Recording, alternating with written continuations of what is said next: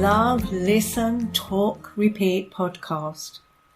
I'm Wendy Here, your relationship specialist, and this podcast is all about things relating and affecting relationships. I'll be interviewing guests who are experts in their profession, learning more about what they do and how they help others. In some episodes, I'll be sharing some insights and tips of my own. So settle back and enjoy. It's Wendy here again, and today I've got the real pleasure of talking to Kongit Farrell. She's a licensed marriage, family and sex therapist and the founder of the Inspired Journey Counseling Center in downtown Los Angeles. She specializes in helping women and couples get the healthy lives, lasting love and satisfying sex that they deserve. So, Kongit, I'm so thrilled to have you on here. And can I hand over to you so that you could tell me and the audience a little bit about you, more about you. Thank you for having me on the show, Wendy. I'm so excited to be here. A little bit about me. I'm someone who is a self-made person, and I did not come from an intact, healthy home. My parents are divorced, and so how that impacted me was that I grew up not having a lot of psychological literacy or literacy around how to have healthy relationships.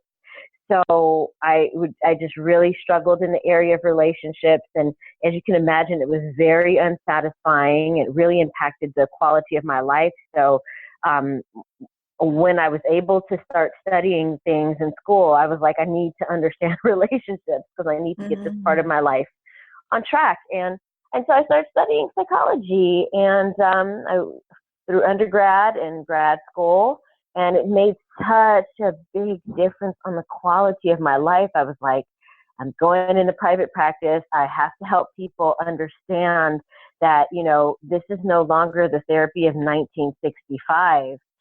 There's so many solutions to whatever the relationship struggles are. People need to know so that they can learn them and, have a much higher quality of life. So that's kind of like my backstory. And I've been on this professional journey for 10 years and absolutely love what I do. Love what I do. I can relate to that because I love what I do as well. And it's very rewarding, isn't it? It is. It really is. Absolutely. Yes.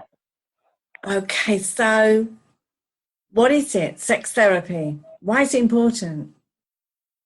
So I think along the lines of what I was just saying, I think a lot of people give in to unsatisfying sex lives because they don't understand that the solutions are so easily and readily available.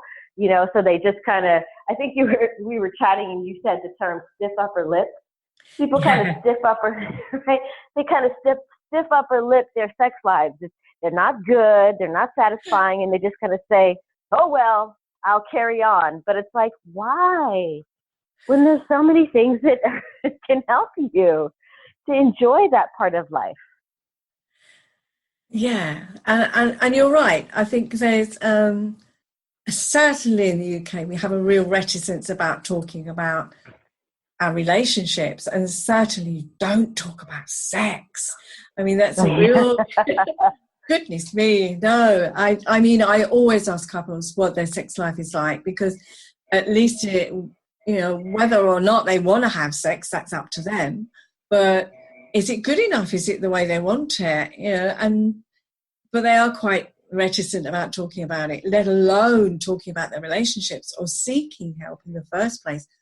That's where the stiff upper lip comes in. We Brits, we just don't air our dirty laundry in public, and we feel we're adult enough that we should be able to fix these things ourselves, even though 10 years on, we're still in the same situation. So yeah, it's so interesting to hear, and it's like, like you said, kind of soldiering on, even if it isn't working, when there's like people who have trained their lives, 7, 8, 9 years to be able to tell you, hey, look, you don't have to do that. Here's the research. All you have to do is this. Yeah. Yeah. That's the sad part about it, isn't it? Because if you have something physical wrong with you, you don't think twice about going to a specialist and getting it fixed. Exactly. So why do you not get something that is affecting so much of your life, that can bring you so much joy and happiness? Why don't you make it the best it can possibly be instead of giving up? I don't get it. But then I do. You see, when I was married, first off, and it went wrong, there was nowhere to go. I didn't know who to go to, didn't know what to do to try and fix it. So, yeah, I fell into that trap, I have to say, many years ago. And that's why I'm on this campaign. I'm on a campaign to try and help couples not fall into that trap. So, I'm really. I'm curious about that. Just how did you get out of it? Like what was the turning point for you? Well, the thing was that he just turned around to me one day and said, I don't love you anymore. I want out. And then he had affairs, and that was it, really. It just fell apart. It was, and we tried, but at the end of a period of time, he just said, well, I still want out, even though we tried to fix it between us. But I don't think we have the tools to do it. We just didn't. It's like being a plumber and trying to fix the plumbing, but you haven't got a toolkit with you. You can't stand there, kind of saying to yourself, well, yeah, there's a leak there, but I haven't got anything to fix it with. If you haven't got those tools, there's no way, is there? It's not going to happen. And it didn't, because we just, we weren't communicating. We were talking, but we weren't communicating. And that's where I feel the bedrock of any relationship is. Yes.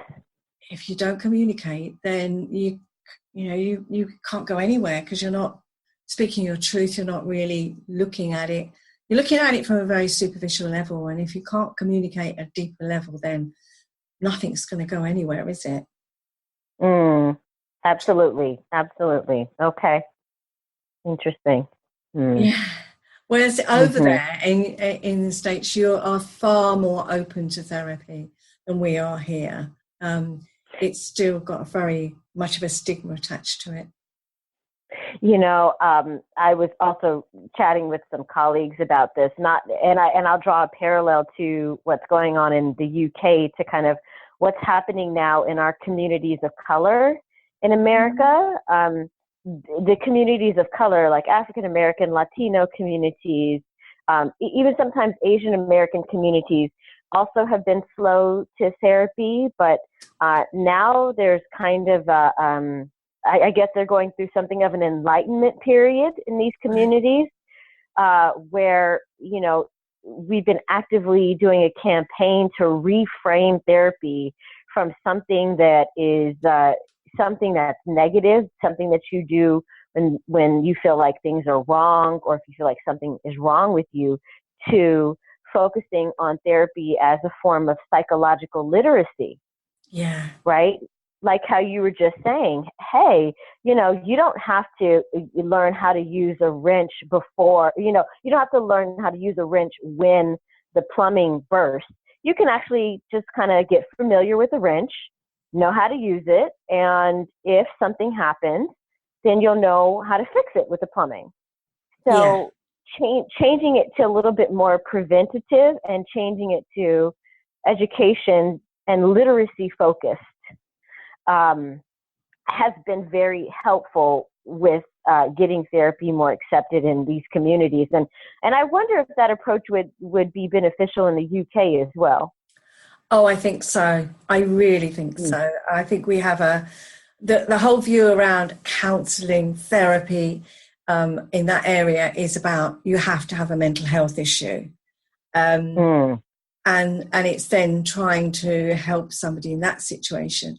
When it comes to relationships, it's more people go to relationships specialists in whatever guise.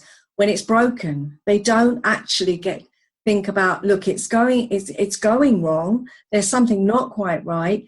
Let's go and talk to somebody and see if we can get it back on track again.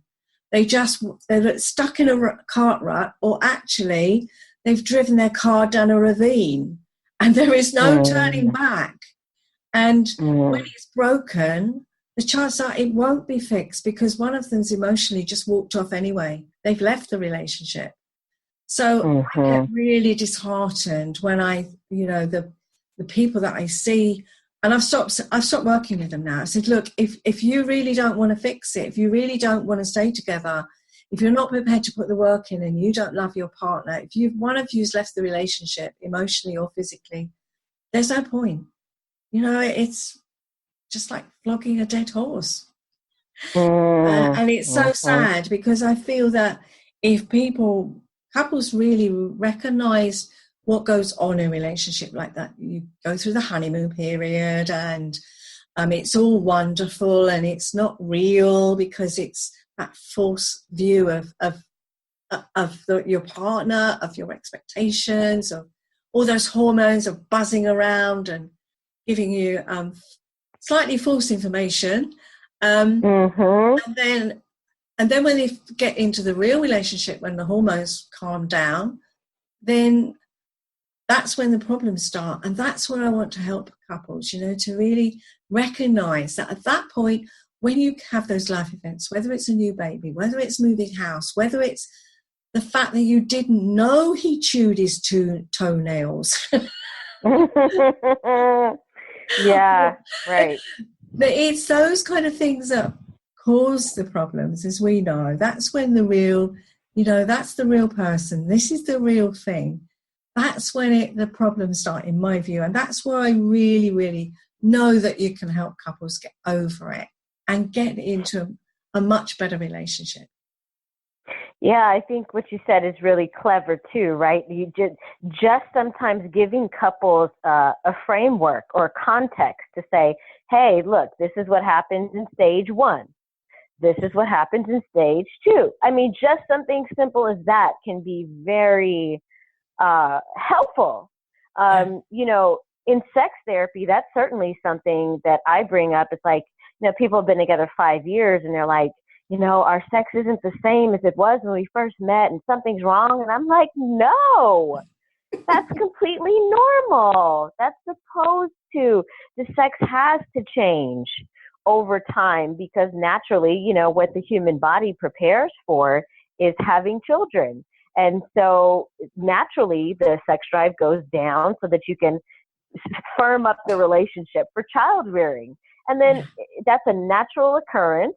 And then all you have to do is say, oh, we're in this stage, and now we have to actively do X, Y, and Z, and we can bring back that quality of relationship that we had in the beginning with sex. Yeah. It's just simple things like frameworks, Yeah. Absolutely. Totally agree with you. And it's just that lack of understanding, lack of knowledge. That's what the problem is. People don't get it. And what worries me more is that we're in such a disposable society where if something's not working with right away, we get a new model. And our brains are wired in that way because we're looking for that reward constantly. The marketeers have got us hooked on us. They know that all of that.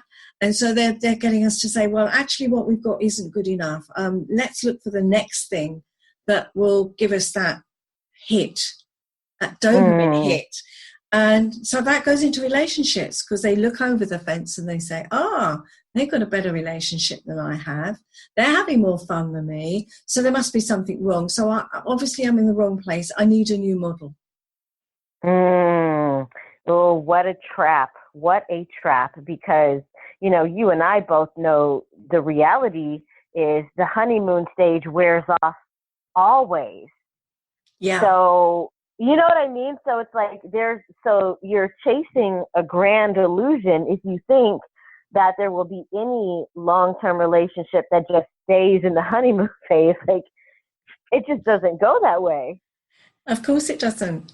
So what they do is they're constantly looking for that hit, that dopamine hit, and they move from one relationship to another, feeling totally discontented all through their lives. It's so sad. Yeah.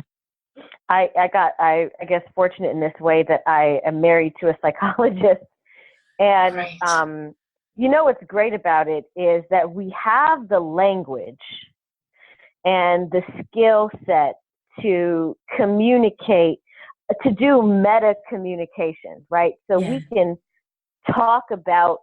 think about how we think about things and communicate clearly. And early in our relationship, we decided, you know what, if we want adventure, we're going to go do something adventurous together. If we feel like our relationship is, needs a little spicing up, then we're going to go, to the jungle, and we're going to, go on a zip line. I think because we both understood that that dopamine rush isn't going to naturally stay. And we both knew, okay, if we want to get that, we have to do things together to bring that feeling back. Yeah. And it's been really effective. It's been very effective. But, had we not known what you just mentioned, like, the dopamine is why we want to try to do new things and have disposable kind of relationships. If we didn't know that, we probably would have been a victim. Yeah. Yeah. Right? What you said. Right. So what do you think stands in the way of a healthy intimate life for most women? I actually think that this is maybe where, as you were describing, the British life is a little bit on par with America. I think a lot of women are still getting comfortable with saying, hey, I think something's happening with my vagina. I think, something's happening with sex. It's painful. Sometimes it's still difficult for women to open up in that way. Yeah. Right. And to feel comfortable. So my solution to that has been going to great lengths to make my office environment very, very safe, very pleasant, very comfortable for my clients, and really just trying to work on my clinical skills to not present in a way that is judgmental, but very warm and inviting. And I found that kind of sets the stage. And just those environmental shifts can be really helpful for women, because it's still somewhat uncomfortable, and I think the women who do it are brave, yes. Yeah. And letting them know that you're okay with the language and the being able to talk about it without being embarrassed. Because I even know over here, if you go to the doctors or the hospital, there can, in a medical situation, even the professionals can be a bit tricky about how they approach things. You hear medical profession talking about down there. Instead of saying, they can't even talk about a vagina or a penis or anus or something. It's all down there, the private parts or something. I think they're trying to protect their their clients, their patients. But it doesn't help, does it? Because if the professionals say those words, if the professionals can't name it, how on earth is that poor patient, client, customer, whoever it is, how can they go there? Because they'll know that the person who's on the other end is embarrassed as they are, even more so. Yeah, simply they won't. They will not feel comfortable if you cannot bring yourself to say vagina. I mean, how is that conversation going to go? Exactly. Right? Exactly. Especially when we bring things back kind of full circle to this concept of psychological literacy. I mean, that's a big thing too with sex therapy. It's psychological literacy, and it's also anatomical literacy. Sometimes people just don't understand how things work, how their vagina works, and we have to show an image and say, well, this is a vagina and this is a vulva and this is a clitoris. If we can't say these words, how do we educate? Absolutely. I totally agree with you. And I think there are a lot of people, and it comes to couples, they can't even talk at that intimate level. So if they can't talk at that intimate level, how on earth can they improve their sex life? How can they tell each other what's nice and what isn't, what's good, what isn't, what the problem is? They'd just be really, oh, well, it's women's problems. Right. It's down there, discomfort. Well, where? Where exactly is this down there that we're referring to? Because, it's like if there's an issue with clitoral stimulation, that's different than if there's an issue with vaginal penetration. And if we can't name it, how do we fix it? Exactly. I totally agree with you. I mean, I'm not a sex therapist, but I really, and I clearly say that, but I mean, I can talk quite openly and allow people to talk openly. But you're right. If we can't name that stuff, how on earth can you fix it? You just can't. It's not possible. It's like saying, going back to the plumbing analogy, well, there's something wrong with the plumbing. The plumber would be scratching his head saying, well, could you be a bit more explicit? Right. Which pipe? Like, where is it? The bathtub? Is it the sink? What is happening? Oh gosh, that is so funny. Oh my gosh. But so true. But so true. Right. Yeah, and by the way, like I was saying, that's a big chunk of what happens in sex therapy too. I've gotten those calls, from from men. So you do sex therapy. And I'm like, it doesn't have anything to do with sex with us. I have to educate them about it. Yeah. Do you think maybe they sometimes think that, they're going to have, that's the kind of thought, isn't it? That it's going to be a bit seedy, maybe. They do. And that's another, it was a great opportunity for education to, again, say, well, no, this isn't about us having sex. It's basically like psychotherapy with a focus on your sex life, right? Yeah. Yeah. Oh, goodness me. And so are they the similar kind of situations of, that get in the way of healthy life, intimacy, a healthy intimate life with couples? Would you say they're the same kind of things that we've talked about? Or is there more to it, do you think? I think that your comment about like the foundational issue is pretty much the same. Often there's something there with communication. And then close by communication, I have to bring up literacy again. I would say communication, literacy, understanding of anatomy. I think that would be like the triad right there. Yeah. And in terms of literacy, I think literacy around things like sexual templates, right? Like people don't know that people have sexual or erotic templates. Some people are more adventuresome. Some people are more conservative. Some people are more sensual. And what happens is if you just don't understand, okay, nothing is wrong with people. People just are different. Let me understand their template, and then I can decide whether or not I want to participate. Instead of having that kind of orientation, we tend to be very judgmental. Oh, you do this. Oh, that's terrible. I could never. And that framework, the judgment and rejecting framework, it just doesn't work. It doesn't make a relationship feel safe, and you have to have a certain amount of safety before you can really enjoy sexuality in a relationship. Yeah. Right. So again, it really comes back to literacy and understanding, oh, people have different templates, and, oh, that's okay. And, how do I understand my partner's template, and how do we, is it okay for me, and is it okay for them? And how do we how do we compromise? How do we find a space where we can enjoy each other's templates, right? Not from a place of judgment. Yeah. Yeah. And I think that's it, because maybe that's where people go. They go into that judgment because of fear, because they don't understand. Right. Right. See, it comes right back to literacy. Don't understand.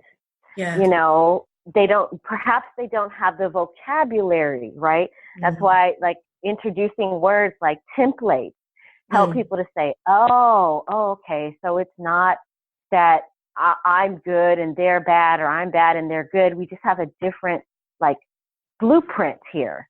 And it's about understanding the blueprint. Yeah.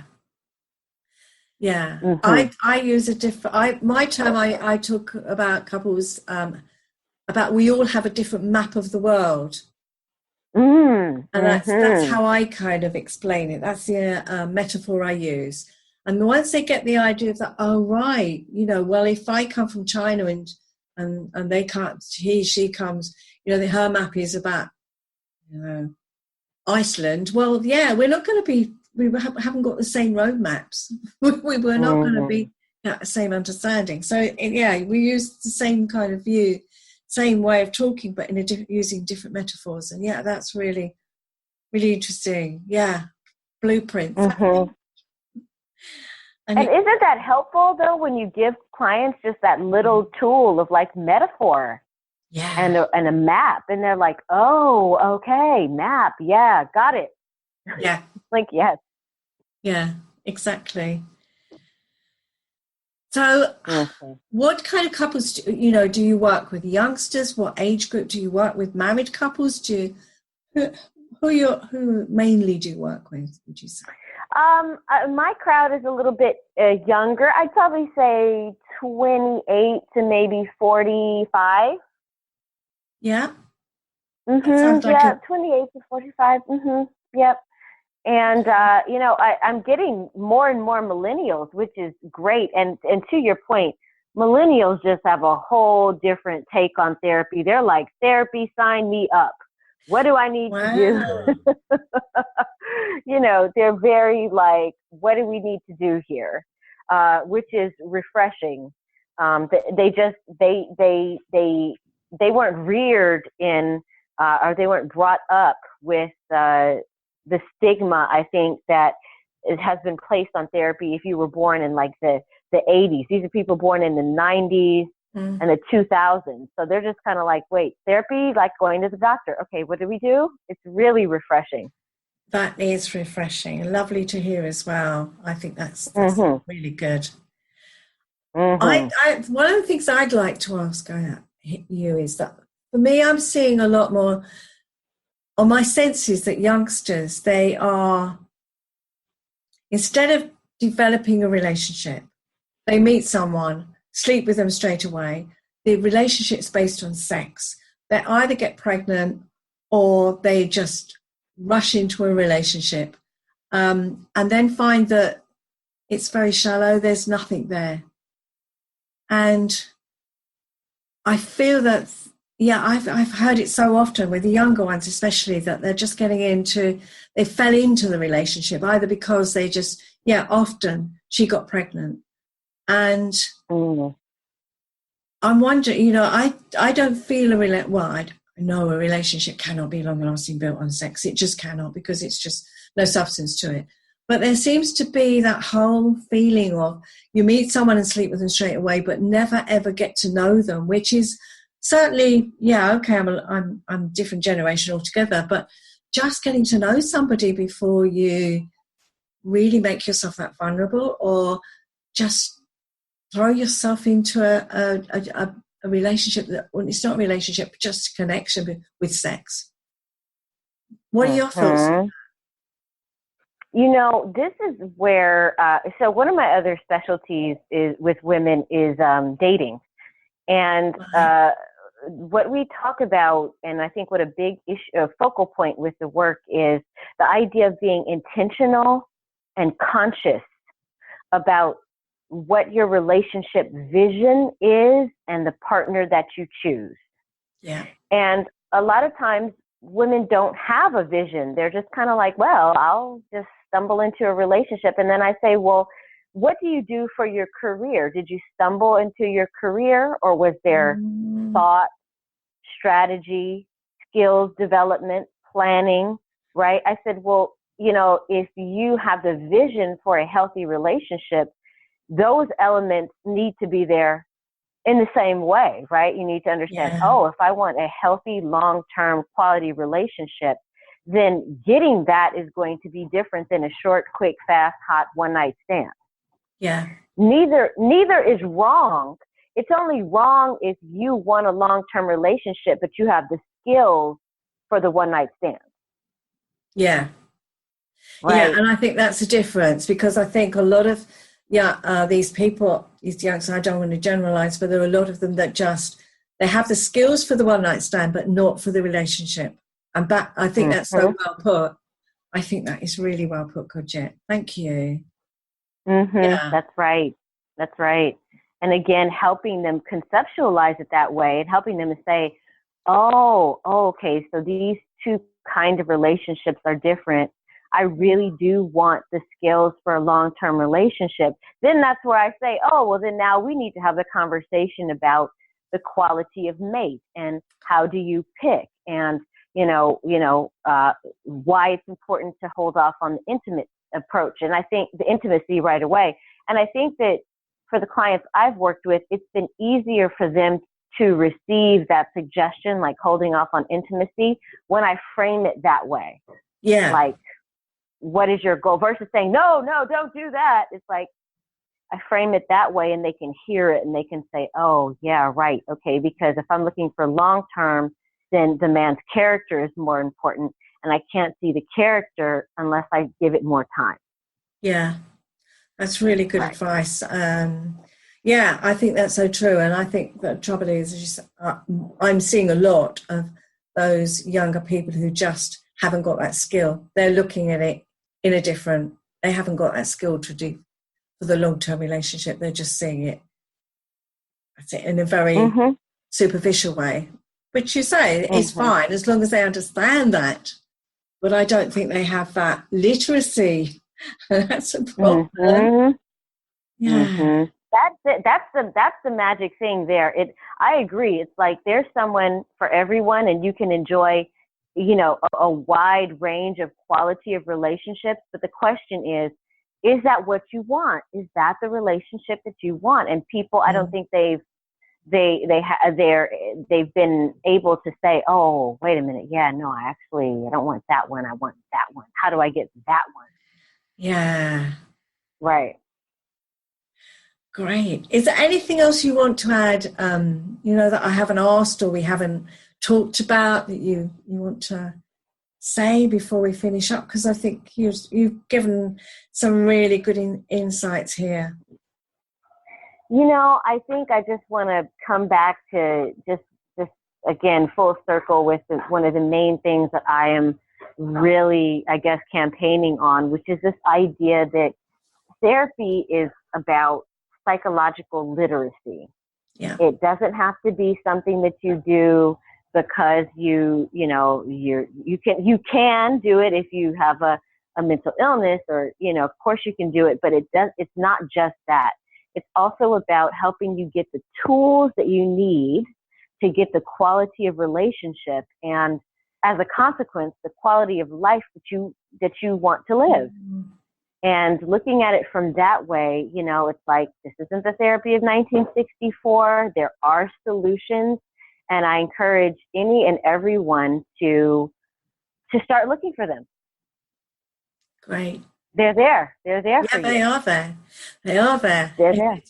Yeah, you don't expect to be able to read a book unless you've learnt to read in the first place. That's right. That's it. Yes. Excellent. So how do people get in touch with you, Kongit? I mean, I will put your details in the show notes, but if someone wants to get in touch with you, what's the best way? Is it your website? Yes, they can everything for me is Kongit Farrell. So my website is Kongit Farrell, Twitter, Instagram, Facebook, and Kongit is K-O-N like Nancy, G like girl, I-T like Tom, and Farrell is F like Frank, A-R-R-E-L-L. So just anywhere on the web. I do, if you're in California, or if you're in Los Angeles, my counseling center is in downtown LA, but I do consultations worldwide. So if you'd like to boost your psychological literacy or your literacy around sex therapy, please reach out. It'd be my pleasure to do that with you. Oh, brilliant. Thank you so much. It's been an absolute pleasure talking to you. I've so enjoyed it. I hope you have, and I hope everyone who's listening has enjoyed it as much as well. Thank you. Thank you, Wendy. It was an absolute pleasure being on the show. So you can find all the information about this show in the show notes. And you can find lots more on my website, www.yourrelationshipspecialist.co.uk, including the link to my podcasts. And you can also sign up for my newsletter, which has lots more tips and offers. So until next time, bye for now.